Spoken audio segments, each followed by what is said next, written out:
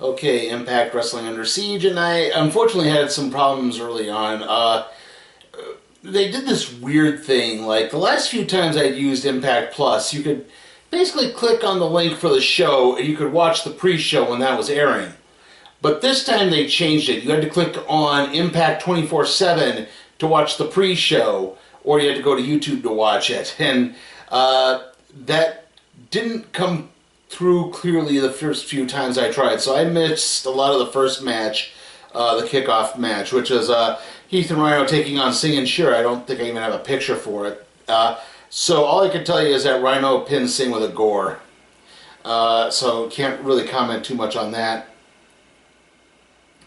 And then they changed the show up a little bit too, because the other kickoff show match was supposed to be Madison Rayne against Tenille Dashwood, but then they changed it to a triple threat match between Rich Swan, Speedball Mike Bailey, and the Laredo Kid, which is weird because I believe it was supposed to be Swan and Laredo Kid at some point on the show, and then Bailey was supposed to take on Alex Shelley, and I can't remember why they changed that either.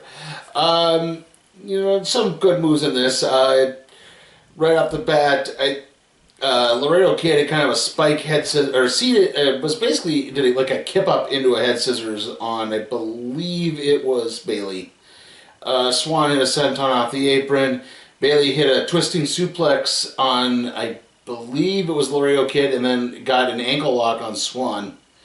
Bailey, eventually Swan, after a big maneuver from Bailey, Swan broke up a pin with a frog splash, and eventually Swan hit the Phoenix Splash on, I believe it was Laredo Kid for the 3 count and the victory.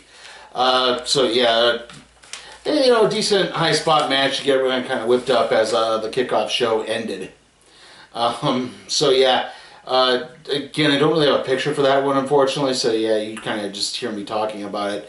I think I'll just throw up pictures for the matches that I got confused up to. So at this point we move on to the show proper, which was Madison Rayne taking on Giselle Shaw. I said Tenille Dashwood earlier, that should have been Madison Rayne versus Giselle Shaw. Obviously, the Influence came to the ring together. Giselle Shaw brought Alicia Edwards, who was trying to get her into being in a tag team, but I don't know how much of it seems to be working. Some good moves in this one. Early on, Dashwood interfered on a couple of occasions, and that allowed Madison Rayne to get the upper hand, especially after hitting a Northern Light suplex. Giselle Shaw came back, hit a big superplex, hit a kip up enziguri, and followed that with a Dream Ender DDT. And then, quite possibly the move of the match came where they were trying some different maneuvering, and basically I think Madison Rayne went for an air raid smash. That's the sunset flip into the power bomb, but instead of a power bomb, it turned into a pile driver. So I guess it's an air raid driver in that case. However, when Dashwood tried to interfere again this time, Alicia interfered a bit more, and that distracted Rayne and the ref long enough for Giselle to fight out of a roll up and hit a flying knee for the 3 count and victory. So Giselle Shaw wins, and it seems like we've finally got a new tag team brewing in the Knockouts division, especially since the Inspiration have apparently gone on to do movies now, or just strictly OnlyFans. I don't know. Okay, after that, our next match is Steve Maclin versus Chris Sabin. Right off the bat, Maclin tossed Sabin around the ring a bit. Most notably, he tossed him off of the entrance ramp, which they had a different setup than usual. Instead of just the entrance ramp to the ring, it was kind of a slanted entrance ramp. And so you could throw someone off of that, and Sabin went off the entrance ramp and flew into the ring post. So that was a pretty gnarly maneuver. Sabin fought back. He fought out of a Dragon Sleeper and had a big tornado DDT. He He had a big neck breaker on the floor. MacLeod came back, countering a crossbody into a big suplex, but then Sabin caught MacLeod with a lariat and followed up with the cradle shot for the 3 count and the victory. So again, like, it seemed for a brief moment they were starting to push Sabin towards a possible Impact World Championship shot, but unfortunately he's lost his last 2 matches, so it's hard to say what's going on if they're going to continue that. I hope they do. Again, I think he's the type of character he's the type of heel you can build around for a big storyline, so don't know where exactly that's going to go. Okay, our next match is the AAA Reina de Reinas Championship match between Taya Valkyrie and Diona Pareto. Pareto is no longer the Ring of Honor champion. She lost in the title unification match this past Wednesday on AEW. Pareto immediately attacked Valkyrie during the intro. Valkyrie came back at a big running uppercut. Pareto blocked a handspring maneuver with a big kick to the face. Valkyrie hit a Blue Thunder Bomb. Basically, probably they're building up to the big point where Pareto was supposed to hit the Queen's Gambit, but they didn't hit the maneuver very well. The Queen's Gambit is a cradle driver. She couldn't quite get Valkyrie up high enough to get that full effect of it, so it only got a 2 count. But Pareto did eventually rock on the Venus de Milo, the double Fujiwara armbar. But Valkyrie managed to roll through and just get her foot on the ropes. Pareto then attempted to basically grab the belt to try to get the belt shot in and maybe win.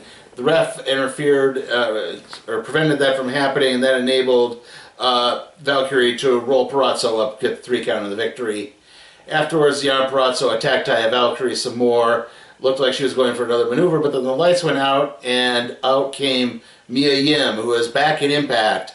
And I believe the first time as Mia Yim. She was originally Jade Kim, Gail Kim's little sister. Yeah, they're not actually related. So yeah, Mia Yim, the big new signee into the Knockouts division, which again should really help beef that up a little bit more and see how that's going. After that, we had the X Division Championship match between Ace Austin and Trey Miguel. A lot of high spots in this match. A lot of fighting out of holds into sort of arm dragging maneuvers and stuff like that. Austin countered a springboard or an arm drag and tossed Miguel off the top rope, and then Austin followed that up with a big crossbody that sent both him and Austin over the top rope to the outside of the ring. Austin hit a hangman backbreaker maneuver. Austin came back with a double curb stomp, basically. Instead of just the double stomp to the chest, he hit it to the back of the head, driving Miguel's face into the mat. Miguel hit a suplex into a dragon sleeper. He blocked a cross body with a super kick. He followed that with a split-legged moonsault. Probably the big thing was another point. Miguel hit not a mule kick, wheelbarrow kick on the ring apron and followed that up with a big neck breaker. But eventually Austin avoided a top rope maneuver, came back and hit the fold for the 3 count of the victory. Again, pretty good match, pretty solid, a lot of high spots in this. Definitely gives Austin some momentum when he's going into the tournament of the Super Juniors in New Japan. So it's definitely going to... Sorry. I'm tired. Yeah, it was a good match. After that, we had the 10-man tag match between Bullet Club and Honor No More. Very weird in the sense that we have heels versus heels. This is our second heel versus heel match. The other one was Madison Rayne and Giselle Shaw to an extent, who's been a heel kind of up until, I guess, this point. But here, there were no baby faces. Everybody was a heel, and they're also all doing kind of crazy maneuvers as well and playing to the crowd. In fact, there was a lot of just 10-man brawling going on throughout this whole match repeatedly. Though at one point, probably the very funny high spot of the match, Jay White lured Matt Taven into the Bullet Club corner, and they all kind of cornered and isolated him. And the way they attacked him was to attack him with very long, drawn-out back rakes. They would look like they're going to a big maneuver, and they go, "Ha, back rake. I'm going to hit you in the back of that. Back rake. Magic killer. Back rake." Eventually, though, again, there was another big brawl that broke out. Carl Anderson, who was the only one who thought sensibly to try to tag into the match, tried to take everyone out with a big suicide plancha, but then Rhea Canellis Bennett got in the way, so he couldn't quite jump, and that enabled, I believe it was Kenny King to, no, it was Mike Bennett to knock, to trip Anderson on the top rope. He got, and then Taven and Bennett hit their combo finisher, the Boston Knee Party Backpack Stunner combo for the 3 count of the victory to get a surprise victory over Bullet Club. Well, I would say maybe it's not that much of a surprise, given that Bullet Club's kind of heading back towards New Japan again, and now they're also working more with All Elite Wrestling, so not entirely sure what's going on there, or even where the Good Brothers stand in this scenario. But again, definitely, hopefully, again, we can start doing more of the Honor No More, because it seemed like they've kind of been floating around aimlessly since this thing happened. Like, the big match they had a couple months ago seems like a long time ago, and, you know, again, they could easily have been forgotten here. I mean, outside of what PCO has been doing. And that leads us into the Knockouts title match, Tasha Steele versus Havoc. At this point, Savannah Edwards, Tasha Steele's partner, has been apparently abducted by Decay to try to keep the match even.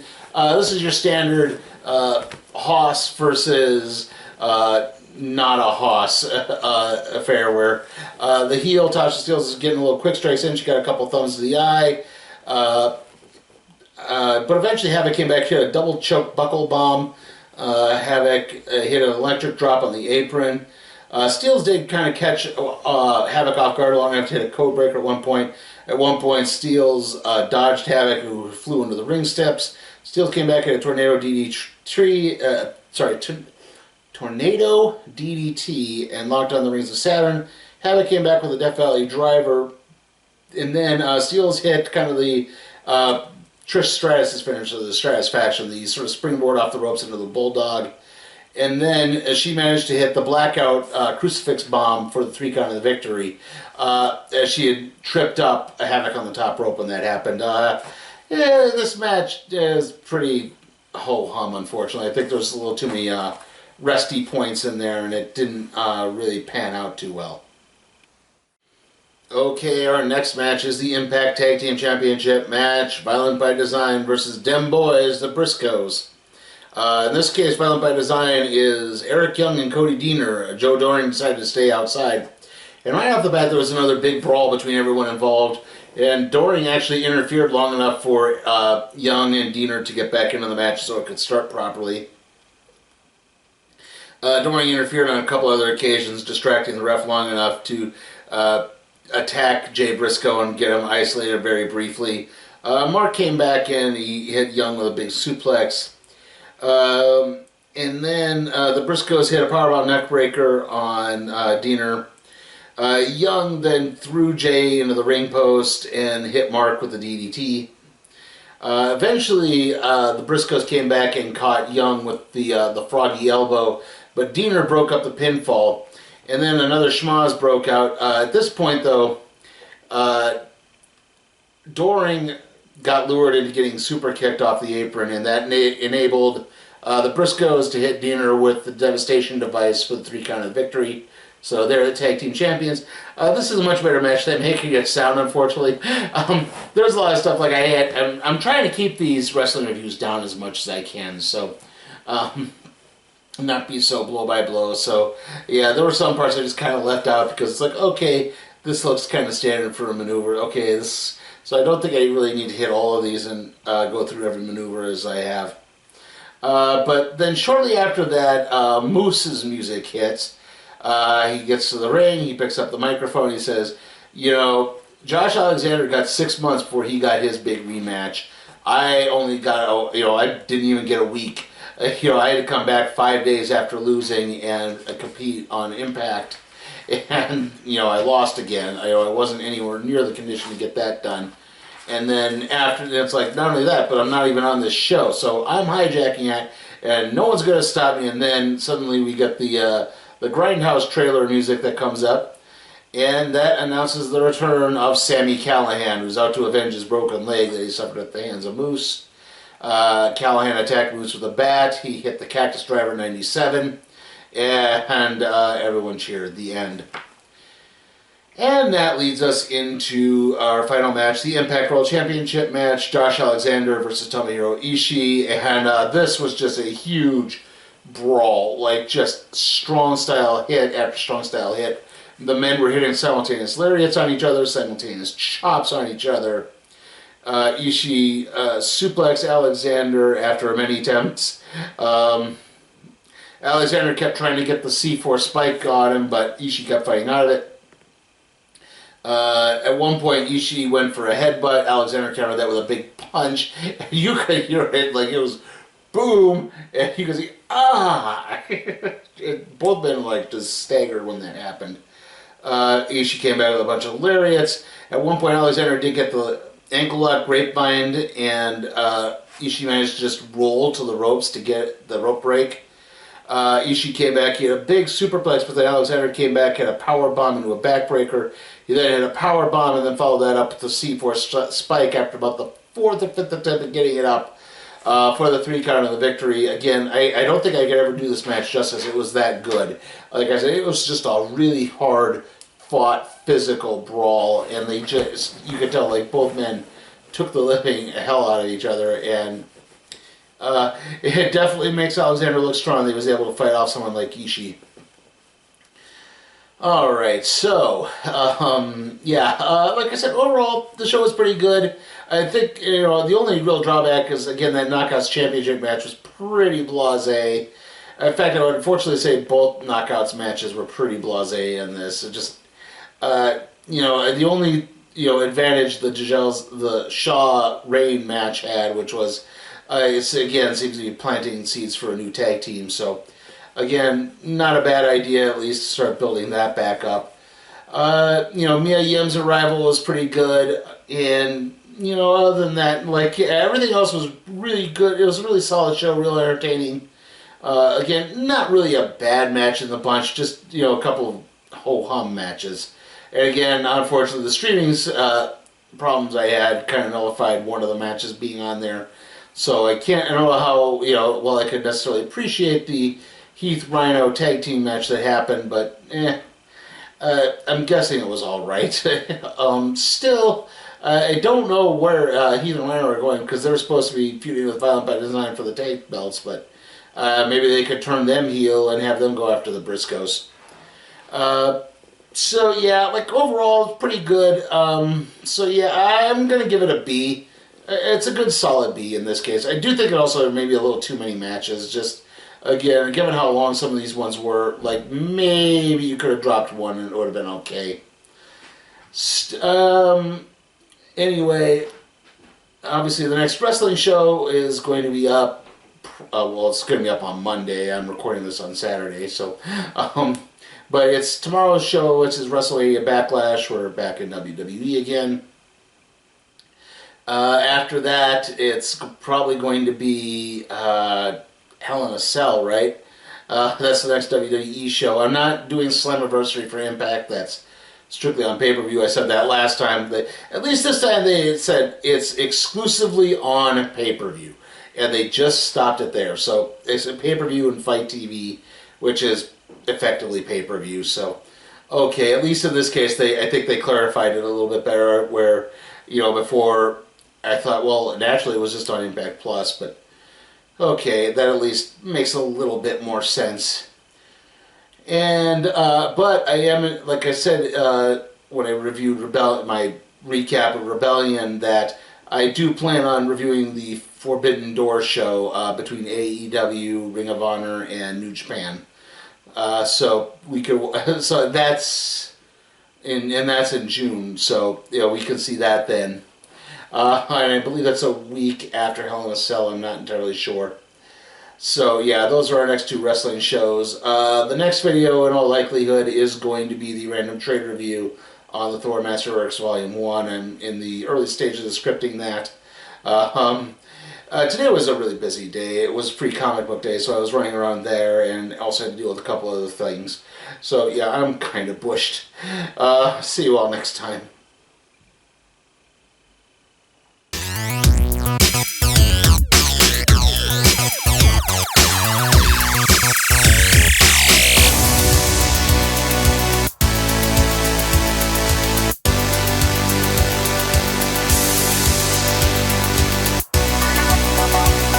Hey guys, remember to check out my Patreon at patreon.com/SleepyTimeForCat Productions, where you can help me expand my wrestling coverage to stuff beyond WWE, NXT, and the occasional AEW free show.